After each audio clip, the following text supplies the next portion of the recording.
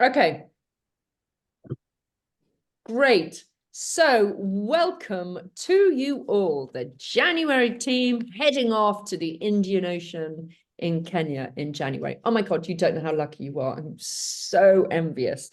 The light, you look at this grey now out of your window, apart from you, Tessa, who's in glorious Sri Lanka, and you're going to be in crystal blue.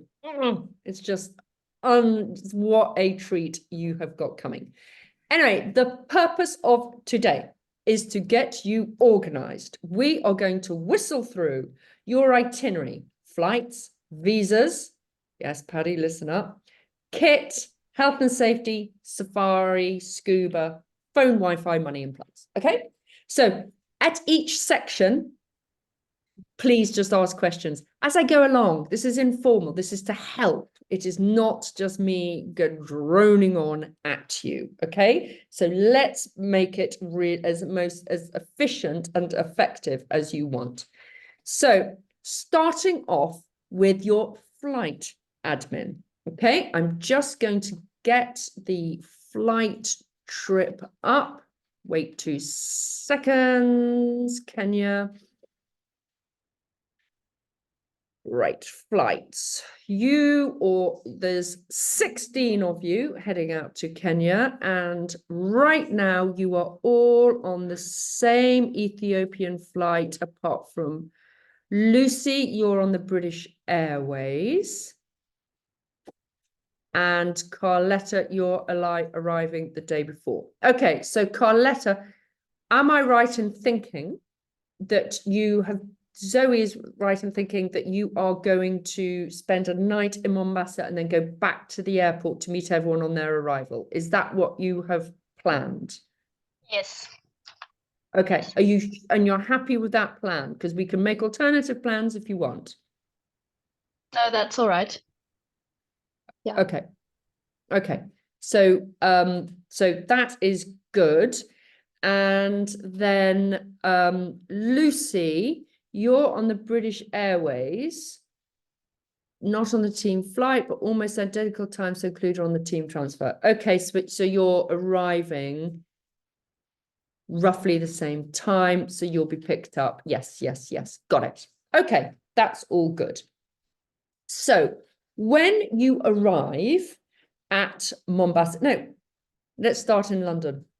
I'm going to send you the week before you go an email with the terminal details and make a suggestion of where you meet at Heathrow. What I want you to do is just check yourself in, get through, passport control, go through security and meet the other side. Okay, meet there. Then at Addis, top tip for Addis, switch your phone off. Okay, I didn't, and within 2 seconds, I'd already been charged about 50 quid. So they are, Addis and Vodafone, that airspace, they don't like it. So switch your phone off. Now, Addis is it's an okay airport.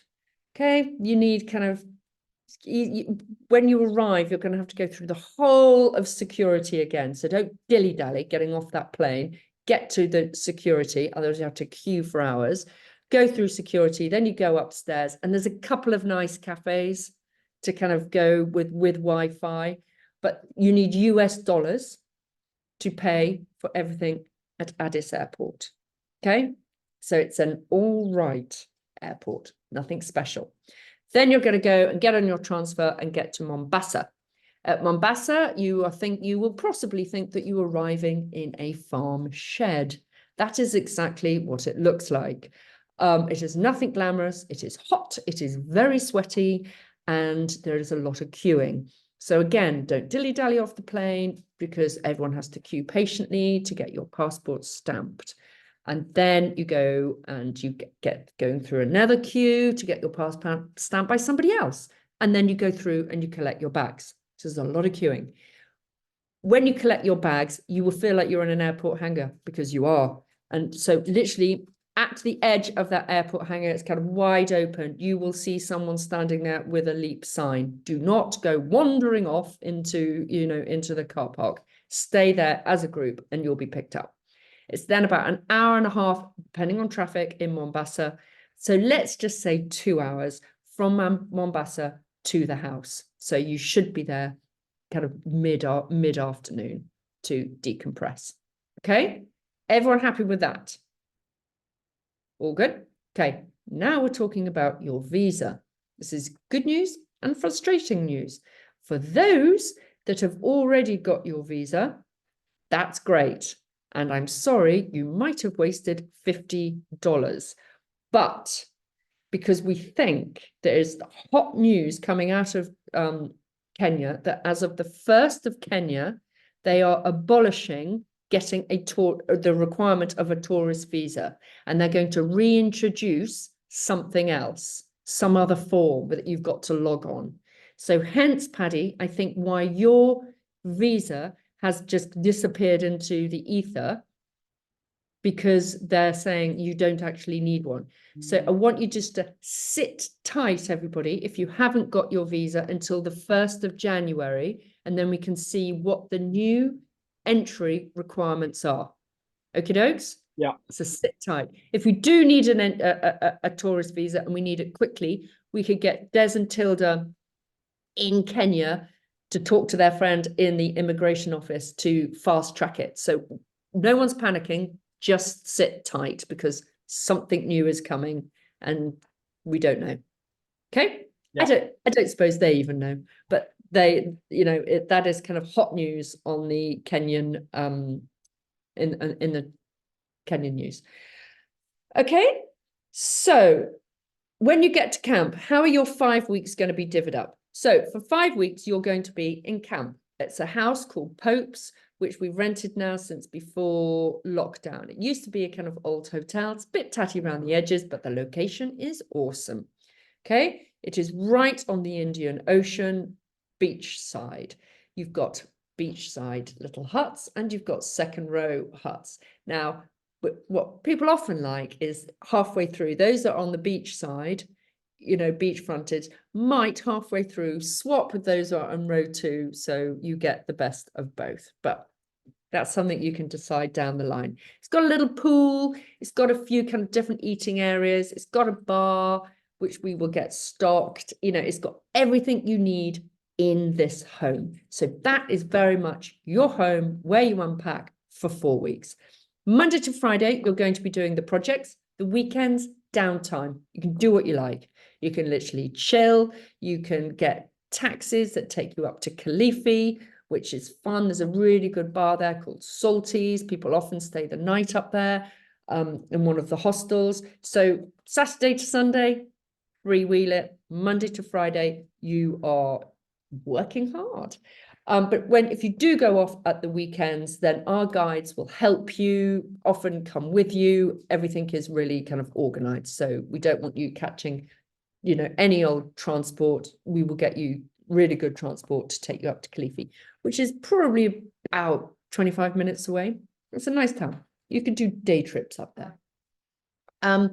So your project work, I may or may not have kind of bored you before about, that's such a negative word. It's super exciting. You are helping Oceans Alive, which is a magical NGO set up by Des and Tilda Bowden. They are pioneers in marine conservation, and their whole setup and system and objectives is now being copied up and down the Indian Ocean, right from Lamu all the way down to Mozambique and further now. So they are really, really dynamic.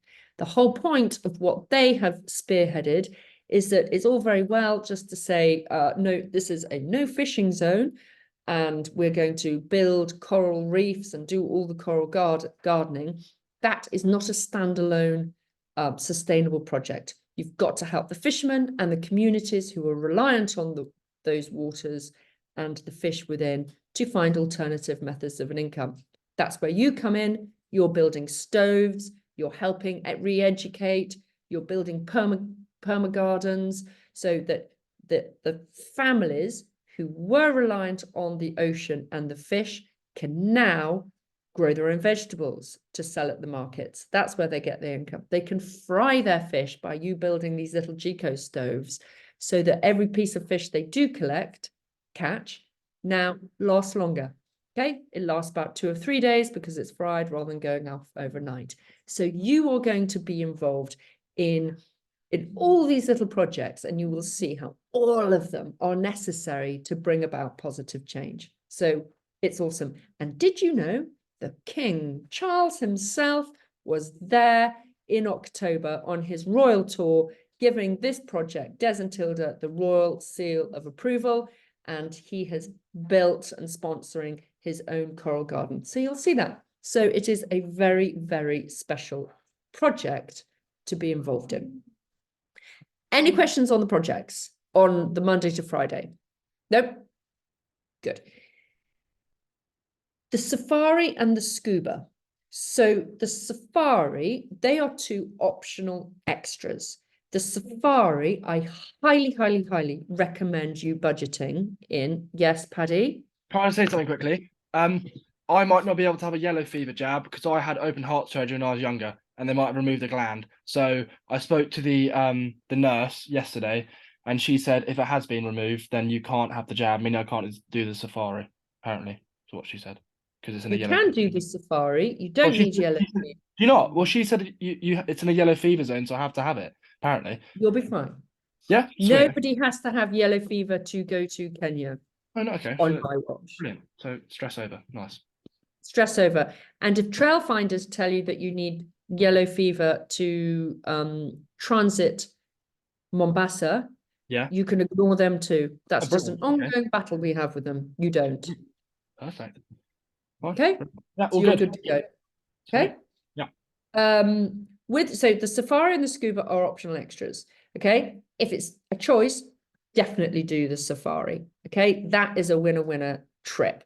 It is organized by a wonderful man called Chris, who is old school. We have known him for years. He's about 50. He's about my age. Actually, I think he's about 60. Anyway, he's been doing this for years and he really knows this stuff. So go on safari with him is an absolute treat in itself. He brings to life all the little animals, and it's not just about the big guys. So yes, you will want to see the big 5, but actually he makes the tiny tots, all the little kind of monkeys that are running around and the birds and the meerkats and this, that, and the other. That's what he brings to life and makes a safari with him really, really special. In week 1, he will have you to his family home for supper. He will talk you through all the options. And the reason why we don't organize anything until you get there is because he will do an assessment on the weather, where the game is, and where you need to head to at any given time of your trip. So he will talk you through that, and therefore where you need to stay and how long it's going to take. So you will have that full control over what you do on that safari, and he will guide you. With the scuba, it's great to learn to scuba there. If you are kind of really want to get the scuba certificate under your belt, okay? If it's a skill you want, great, but you don't need it for the program. So I'm always in kind of 2 halves, whether I kind of recommend it or not, but because I don't want you to be taken off the kind of the volunteering off the projects, which are really that need your help. So if you really want to do it because it's a skill you want and it's a glorious place to learn, as opposed to learning in the British Sea or in a swimming pool, then crack on. But if you're nonplussed, don't bother. Okay. Any questions on the activities? No? Good. Okie dokes. So let's just talk about the camp and the facilities there. So in Popes, you have got electricity. Yay! Everyone's pleased with that. The normal UK plugs work there. So Carletta and everyone coming from America, you will need a UK plug. Okay, that's the plug that works. There is Wi-Fi, but it is little Wi-Fi. Okay, it is Wi-Fi that works to go on Instagram, to do a FaceTime, but it is not big enough Wi-Fi for you to start downloading movies. Okay, so if you're going to download your best series, then do that before you leave home. Okay, the Wi-Fi, it's pretty good. I would say it's 80% stable, 20% can go off. Okay, so you just got to go with the flow. When you're out there, you can get a local SIM card, and the team will show you how and the whereabouts, you know, to do that. But I would say most people just use the Wi-Fi. When it comes to money, okay, money, I would take $100 US on you just as good practice in cash. The rest, you're going to get the local currency out of your debit card, or if you've got a Revolut, Starling, Monzo, Chase card, those kind of free exit cards, take one of those with you. But in Kenya, they have this amazing app. Guy, what's the app called? M-Pesa. M-Pesa. Okay, it's an amazing app, which you don't need to do anything now because the guys will take you through it when you're there. It's really good to set that up, load it up with some money from your normal account, because everybody, including people in the market stalls, the taxi drivers, all take M-Pesa, and you literally pay people, literally, it's incredible what it does. So that is what you will probably do when you arrive, and kind of the first few days is all of you set up an M-Pesa account. So, but don't do anything before you get there. You'll be led through it on day one or day two. Okay, money, typical things that you are going to have to pay for. All your food is included. All your activities during the week, going on a dhow, all your transport, all that is included.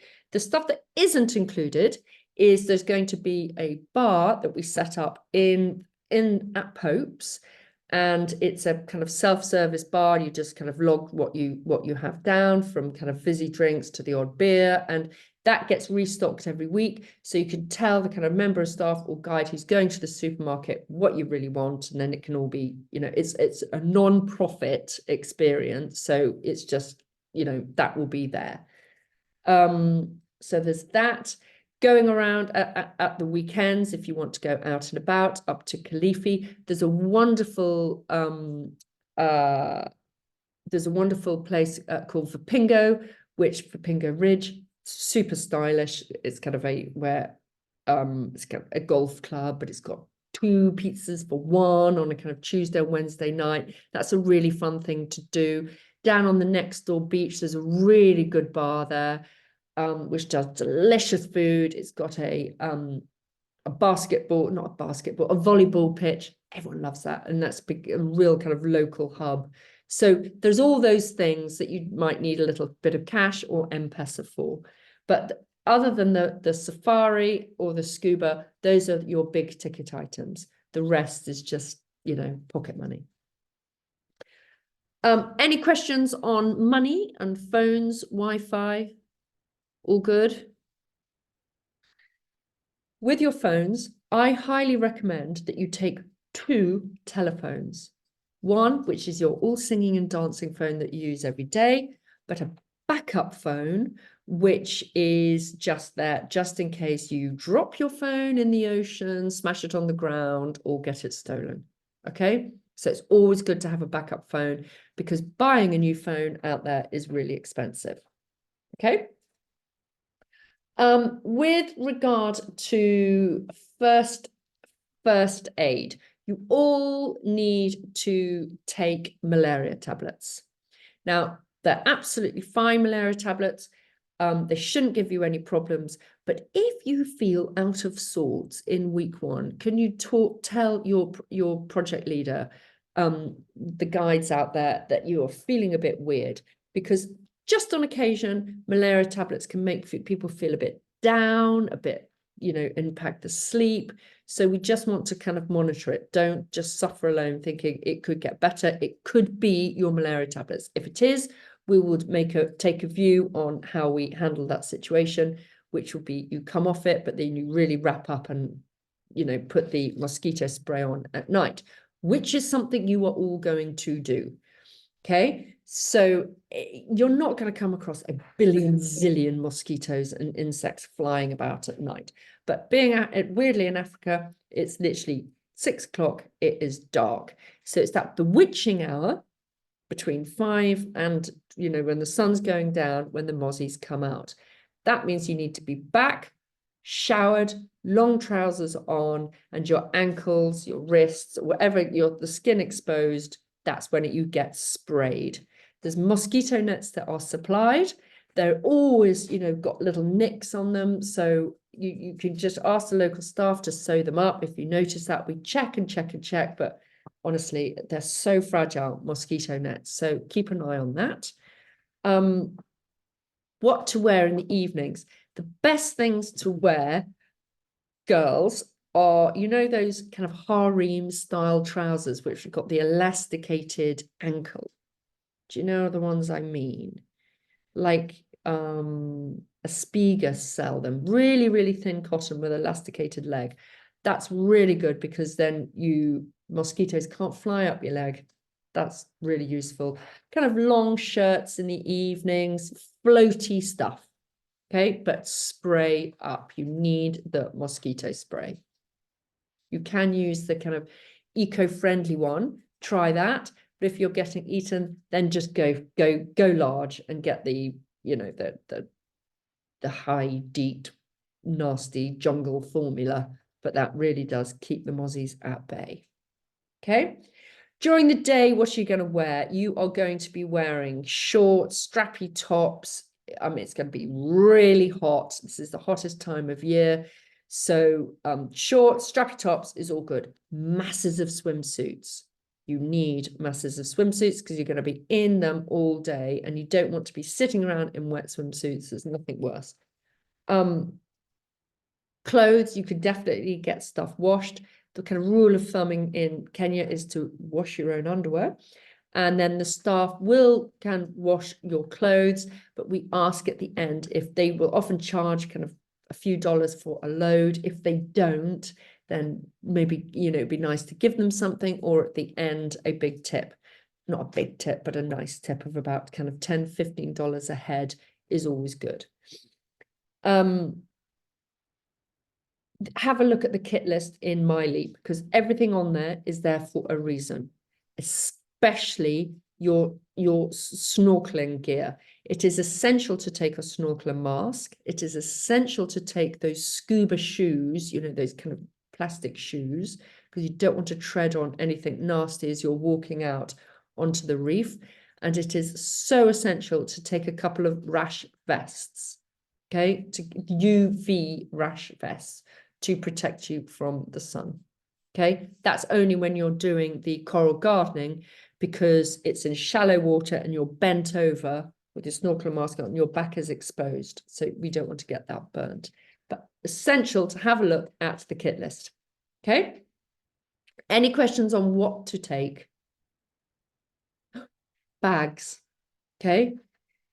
What you need is we don't mind if you take a rucksack or a duffel bag, any sort of bag, but can it be a soft shell bag as opposed to really, really hard?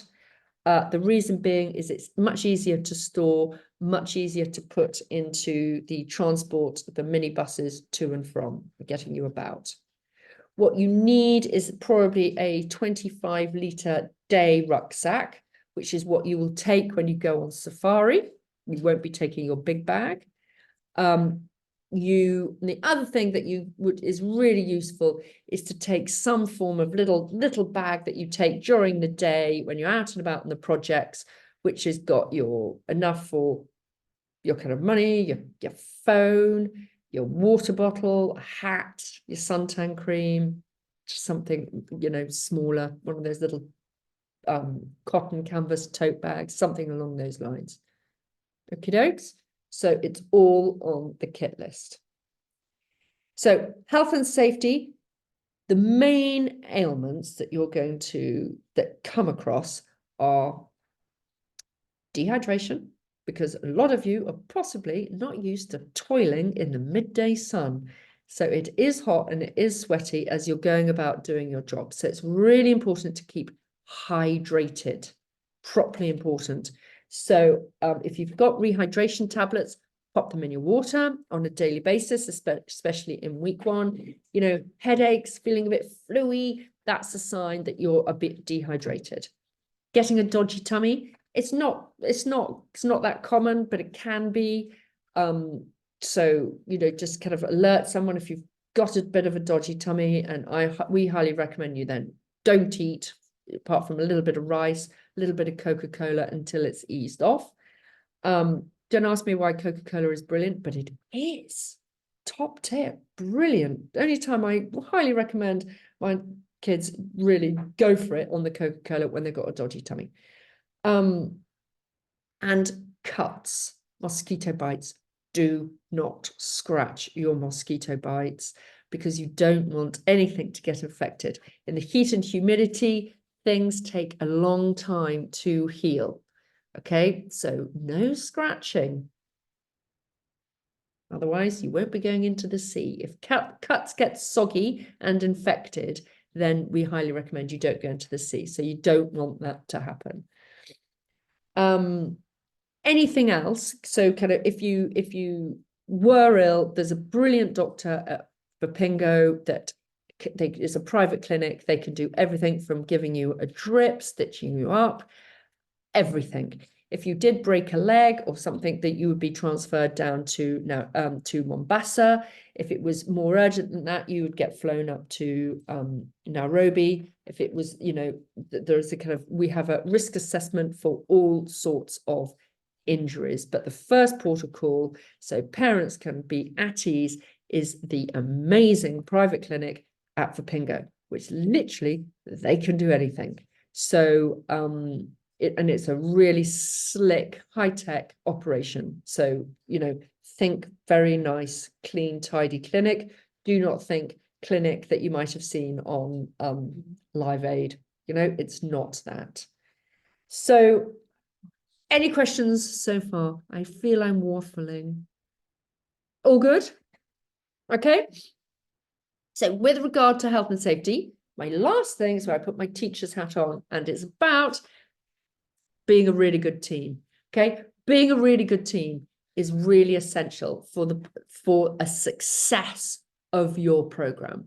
None of you know each other. You're all coming from different parts of the world, walks of life. You're all going to look at each other at day 1 at Heathrow and think, oh God, are you going to be my friend? You just don't know how it's going to roll.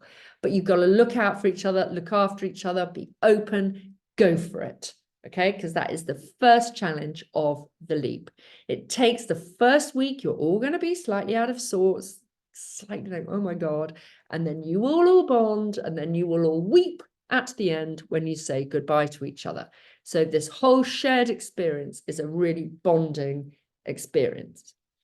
But what you don't want to be is to be that idiot who ruins it for everybody else. Occasionally, we do get the odd idiot that, you know, decides that drinking 15 beers is a good idea. You know, it's so not. So you don't want to be that person that gets a finger wagging and a text, an email from me saying, by the way, you have become that idiot. So you just don't want that. So being really aware of the team, pulling together as a team where you're all looking out for each other to make it a success for everybody is really, really important. So I just want you to go for it. And on that note, I know that this is a really special LEAP program. Des and Tilda are gorgeous. All the guides out there are heavenly. The staff in the camp, you are going to enter this big family vibe out there, and you are never going to want to leave. And I don't blame you. And if you do want to leave and change your flight at the end and go tootling up to Watamu, then that's fine by us. We will give you lots of top tips. But I wish you the best of trips. It is a true adventure, and happy Christmas to you all. Any questions? No? All good? Okay. So have a wonderful Christmas. And any questions after Christmas? Oh, hi, Paddy, you're back. We're closed between Christmas and New Year, but anything you want to ask us afterwards, call us. Okay, just pick up the phone and we will keep you posted with what the new entry requirements are to Kenya. Okay. I had a question. Well, I don't know if it's go, Lily. but because I'm coming from Hong Kong, would I just meet in the airport, like Carlotta? In Addis Ababa? I okay, think. so what's your Yeah. route? I think I'm going Hong Kong to Addis Ababa, and then I'm on the same flight to Mombasa. Okay, awesome. Yes, you're going to meet everyone in Addis. Zoe has just set up a group WhatsApp. Well, just had to email Lily because her phone number doesn't work for WhatsApp. So But Zoe's just had to email you because it's not working on. Oh, okay, my WhatsApp's on my UK number, but I lost that number, so I'll send it. Okay, so send us a new. Yes, you are going to meet everybody in Addis Airport. And therefore, and the Wi-Fi, you need to get onto the Wi-Fi when you get to Addis, everybody, and make sure you don't get nailed like I did. And then meet in one of the cafes at the top. There's a couple of cafes on the top level. I don't know which is the best one, but you will all make contact with each other when you're there. Okay, great. Thank you. Okie dokes. Okie Yeah. dokie. Okay, good to go. Happy Christmas. Thanks, Millie. See ya. Thank you. Bye. Happy Christmas. Bye-bye. Happy Christmas.